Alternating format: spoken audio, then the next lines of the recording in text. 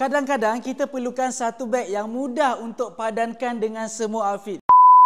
Saya nak suggestkan EW Crossbody.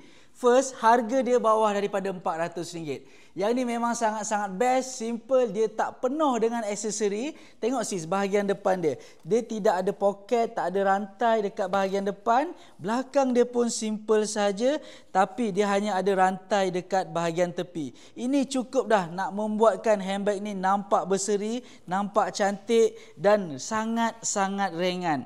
Untuk bahagian depan dia sis boleh tengok ni. Ini adalah monogram coated canvas. So untuk bahagian dalam dia ada satu kompartmen sahaja yang boleh muatkan long purse. Kalau sis nak letakkan power bank, 2-3 handphone pun masih lagi muat dan masih ada lagi satu open pocket. Kenapa ramai sangat suka EW Crossbody ni? Sebenarnya handbag ni salah satu design yang menjadi pilihan sisters di Malaysia disebabkan harga dia dan crossbody bag memang handbag yang paling wanita perlukan. So kalau sis nak dapatkan, sis boleh dapatkan sekarang.